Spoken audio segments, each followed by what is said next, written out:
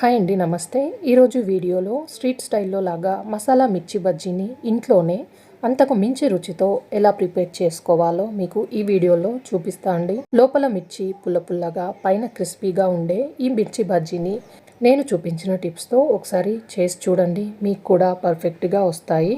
ఈ మిర్చి బజ్జీలోకి మసాలాని ముందుగా ఎలా చేసుకోవాలో ఇక్కడ చూద్దాం. దీనికోసం 1 టేబుల్ స్పూన్ వరకు పుట్నాల పప్పుని రోట్లోకి వేసుకోవాలి. దీంట్లోనే 1 టేబుల్ స్పూన్ నువ్వులు, 1/2 టేబుల్ స్పూన్ జీలకర్ర వేసుకొని దీన్ని మెత్తని పౌడర్ లాగా దంచుకొని తీసుకోవాలి. దీన్ని మీరు కావాలంటే మిక్సీలో వేసి కూడా పౌడర్లా చేసుకోవచ్చండి.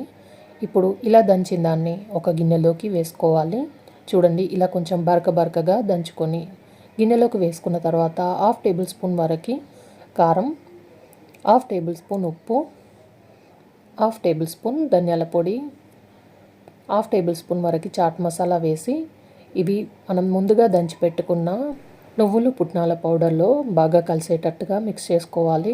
ఇలా అంతా కలిసిన తర్వాత ఇక్కడ ముందుగా నేను నానబెట్టుకున్న చింతపండులో నుంచి ఒక 1/2 కప్పు వరకు చిక్కటి చింతపండు రసాన్ని తీసుకున్నానండి. ఇందులోకి వేసుకున్న తర్వాత అంతా కలిసేటట్టుగా ఇలా మిక్స్ చేసుకోవాలి. కన్సిస్టెన్సీ ఇలా చిక్కగా ఉండాలండి. ఇక్కడ నేను మసాలా మిర్చి బజ్జీలు చేయడానికి ఒక 15 వరకు ఇలా బజ్జీ మిరపకాయలను తీసుకున్నాను. ఇలా తీసుకున్న ఈ బజ్జీ మిరపకాయలని కట్ చేసి తీసుకోవాలి. ఇప్పుడు ఇలా చివర్లు కొంచెం కట్ చేసి ఇలా పొడవుగా మధ్యలోకి ఘాట్లు పెట్టుకోవాలండి.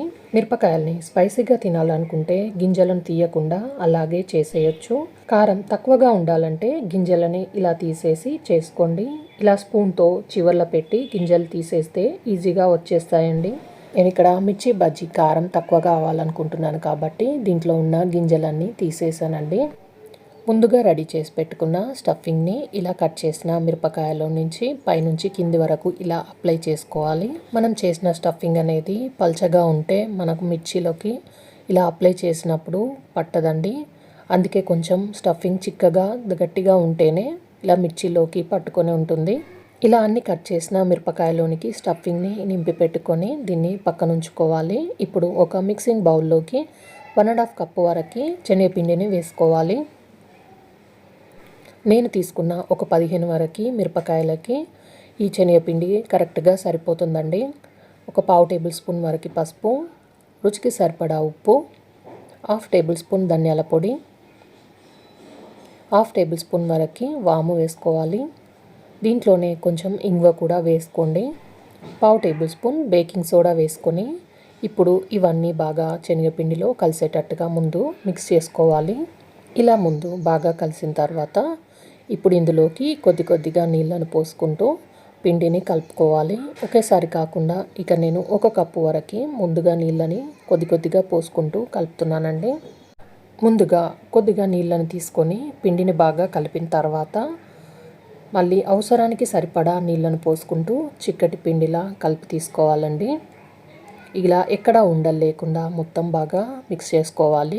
మనం కలిపిన పిండి మిరపకాయకి బాగా పట్టేటట్టుగా ఉండాలి. మరీ పల్చగా కాకుండా మరీ చిక్కగా కాకుండా. ఇప్పుడు ఒక మిర్చిని తీసుకొని ఇలా పిండిలో బాగా కోట్ చేసుకోవాలి. ఇలా కోట్ చేసిన దాన్ని ఇక నేను ముందుగా ఆయిల్ డీప్ ఫ్రైకి సరిపడా తీసుకున్నానండి. ఆయిల్ బాగా వేడైన తర్వాత ఒక్కొక్క దాన్ని వేసుకోవాలి.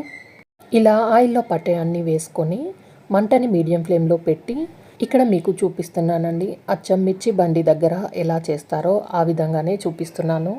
ఇలా వేసుకున్న మిరపకాయల్ని ఒక 2-3 నిమిషాల వరకు వేయించిన తర్వాత తీసేసి ప్లేట్లోకి వేసుకోవాలి. ఇలాగే మళ్ళీ ఒక 5-6 వరకు ఆయిల్లో ఎన్ని పడితే అన్ని వేసి మళ్ళీ 2-3 నిమిషాల వరకు వేయించుకొని తీసేయాలండి. ఇలా తీస్తే మనం చేసే మిర్చీలు మళ్ళీ వేసిన తర్వాత తొందరగా వేగిపోయి అచ్చం బయట బండి మీద ఎలాగా ఉంటాయో క్రిస్పీగా అలాగే ఉంటాయండి. ఇలా మళ్ళీ వీటిని కూడా తీసేసి ప్లేట్లోకి వేసుకోవాలి. ఇప్పుడు మళ్ళీ ఈ ఆయిల్ కొంచెం వేడైన తర్వాత మనం ముందుగా వేయించి పెట్టుకున్న వాటిని ఈ ఆయిల్లోకి అన్నిటినీ ఒకేసారి వేసుకోవాలండి.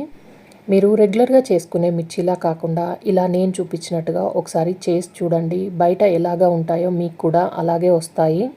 ఇప్పుడు వీటిని కలుపుకుంటూ ఒక 2 నిమిషాల వరకు ఇలా క్రిస్పీగా వేగే వరకు మంచి కలర్ వచ్చే వరకు వేయించుకొని ఆయిల్లో నుండి తీసేస్తే సరిపోతుంది. అంతే అండి. మిగతా వాటిని కూడా ఇలాగే బజ్జీలాగా వేసుకోవాలి.